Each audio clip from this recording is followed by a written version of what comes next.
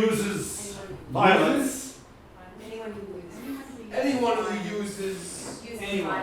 uses violence against his enemy. Anyone who uses violence against his enemy. Anyone who uses violence against his enemy. Anyone who uses violence against his enemy. Uses violence. Anyone who uses violence against his enemy will turn. Against his enemy. Will turn. His enemy. Violent. Will turn. Violence against his enemy. Will turn. And use violence. Anyone who uses violence will turn. Against his own people. Against his own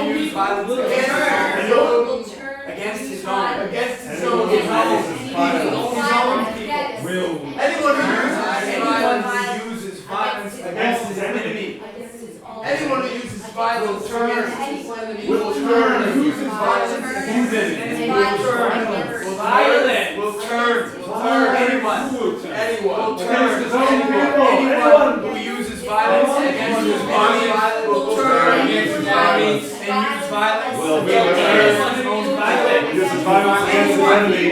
Anyone who owns violence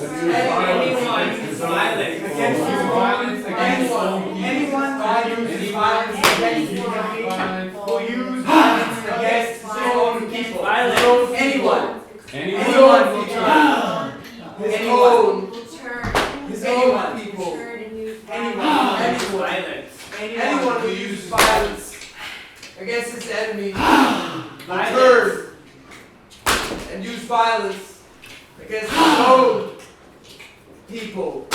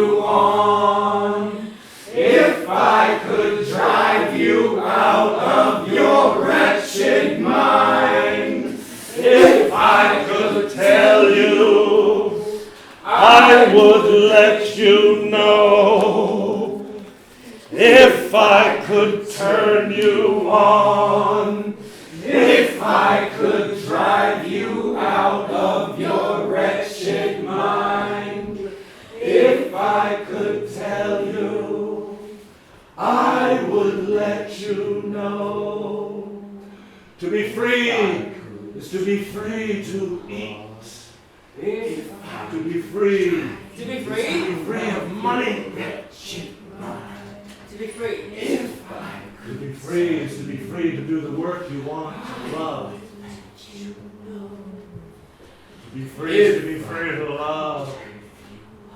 To be free? Be free to be free of violence. Be free is to be free of property. Be free of religion. Be free is to be revolutionary. To be free is to be free. To be free. To be free is to be free of jail. To be free Be is to be free. free is to be free. To be free is to Of labels. To be free of money. To be free. be free. To be free. Be free is to be free of the law. Free of order. Be free is to be free of the state. Be free is to be free of the system. to practice. To be free to Of you. Do what you want. free to be free to touch curtains. To be free is to be loud. To be free. To be free to touch curtains. To be free of violence.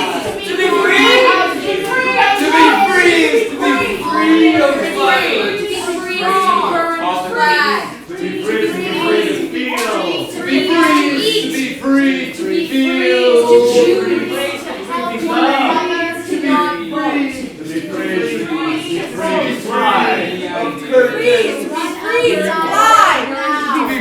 To be free of curtains. Be free is to deny death its power. To be free is to deny death is power. To be revolutionary is to turn the wheel.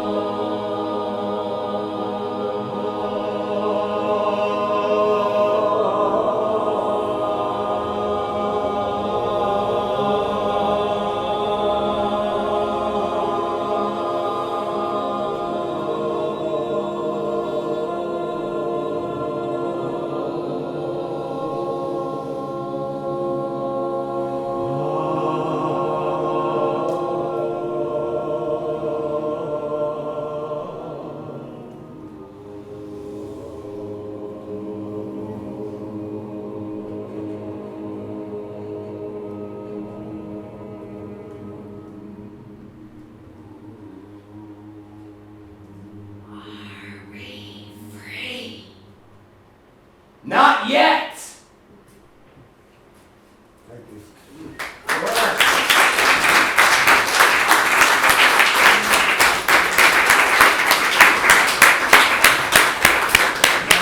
Thank you so much. Thank you. Thank you. Wow. That's a hard act to follow. You can do it. The most of the stories in this book revolve around New York City and the Pacific Northwest, because that's where I was, and so I tell the stories from those places. But the fact is that the evolving New World culture happened in a lot of spots, not just the places I happened to be.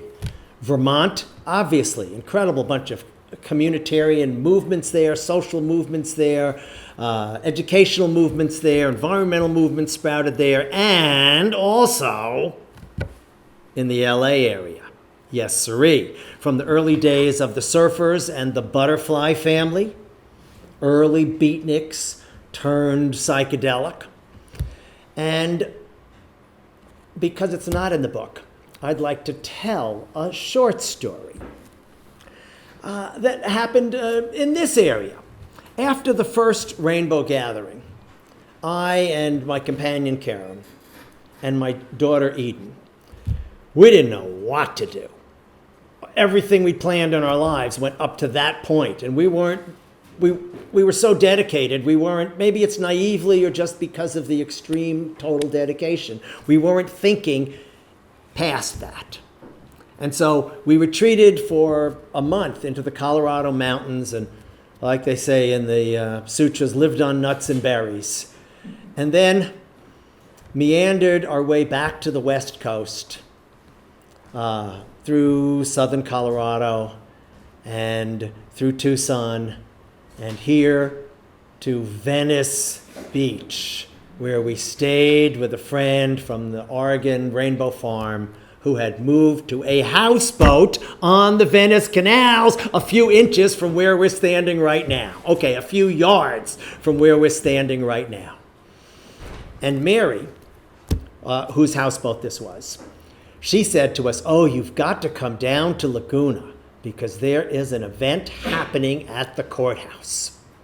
And what it was the Brotherhood, I suppose that's an old-fashioned term today, the familyhood, the Brotherhood of Eternal Love, a collective family in Laguna, had a restaurant called Love Animals, Don't Eat Them, that Louis, who had this place up in the canyon, Laguna Canyon, or whatever canyon it was up above the beach, had opened a restaurant, and they were serving vegetarian food, and that was fairly new at that time, 1972. There were experimental places like this in all these different hot spots of cultural exploration. And Louis had a pet camel. And Louis brought the camel into the restaurant and fed it a veggie burger. And the cops, who were just furious at the whole scene, came and busted the restaurant, closed it down for health violations. And Louis they arrested the camel, and eventually they unarrested the camel and arrested Louis. And Louis's trial, the camel was named Boney Bananas. It was a great scene. Boney Bananas got busted, and it was just hysterical in the press, and a great scene. And the trial was coming up at the courthouse of, help me out, whatever county Laguna was in. It was coming up at the courthouse. And so we trucked down there from the Venice canals with Mary and me and Karen and little baby Eden. And we went to the trial. And as we came into the courthouse, they told us, we went into the courtroom, they said, "Nobody's coming in here without a jacket." And I'm in my patchwork pants, and I'm in this shirt made of ribbon sewn together, and it's got long, boofy sleeves. And they told us, "You want to come in here, you got to have a jacket." And they eventually pulled out a big box of blue jackets. And they said, "You want to be in here? Put on the jacket." So we sat there in our blue jackets while the court proceeding went on. And Louis argued that serving a live camel a veggie burger was actually much healthier than serving a live person a dead cow burger. That the dead cow had a whole lot of problems and a whole lot of health issues and a whole lot of environmental stuff that was associated with it that a veggie burger and a live camel didn't have. And the health department argued that, look, We understand you have this, social emotional point of view, and you're certainly entitled to that, but the law is the law. We've all heard that before. The law is the law, and you cannot bring a camel into a public restaurant. And as you can well guess, the judge ruled against Louis and the camel, fined them, I don't know, $200 or something like that, and banged the gavel down, case dismissed. But, and this is the amazing part of the story, in a way, the Brotherhood of Eternal Love that had opened this restaurant was also known in underground circles as the producer of a particular intoxicant called Orange Sunshine LSD.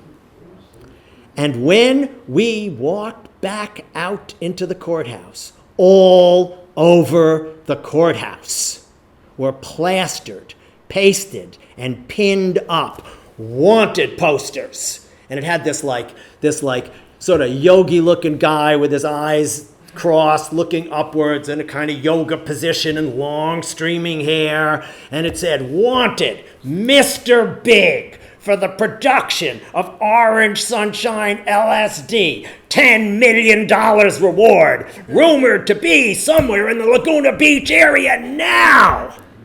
And then it had, call the courthouse number for if you have any tips. And boy, that's a hard act to follow. So there you have a live, real story, not in the book. And you heard it here first.